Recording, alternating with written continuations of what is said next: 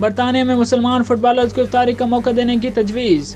برطانیہ میں rephrase body نے مسلمان کھلاڑیوں کو رمضان المبارک میں میچوں کے دوران روزہ افطار کرنے کا موقع فراہم کرنے کی تجویز پیش کر دی۔ دنیا بھر کے زیادہ تر ممالک میں رمضان کا آغاز ہو چکا ہے اور اس مقدس مہینے میں دنیا بھر سے تقریباً 1 ارب سے زیادہ مسلمان رمضان المبارک کے روزے رکھتے ہیں، جن میں دیگر کھلاڑیوں کی طرح مسلم فٹ بالرز بھی شامل ہیں۔ اسکائی نیوز کے مطابق ریفریز باڈی کی جانب سے پریمیئر لیگ اور انگلش فٹ بال لیگ کے عہدیداران کو تجویز پیش کی گئی ہے کہ لیگ انتظامیہ روزہ دار فٹ بالر کو افطار کے لیے کھیل سے وقفہ دے۔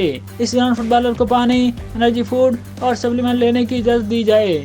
ریفریز باڈی کی جانب سے دی گئی تجویز میں یہ بھی کہا گیا ہے کہ وہ میچ سے پہلے روزہ دار فٹ بالر کی شناخت کریں اور بعد ازاں کے افطار کے لیے ایک وقت مقرر کریں۔ واضح ہے کہ لیورپول کے محمد صلاح، چیلسی کے انگولو کینٹے اور مانچسٹر سٹی کے ریاض محرز ایسے فٹ بالر ہیں جو ماہ رمضان میں میچ کے دوران بھی روزے رکھتے ہیں۔ خیال رہے کہ 2021 میں ہونے والی پریمیئر لیگ میں بھی ٹیم کی درخواست پر کھلاڑیوں کو مغرب کے بعد افطار کے لیے آدھے گھنٹے کا وقفہ دیا جا چکا ہے۔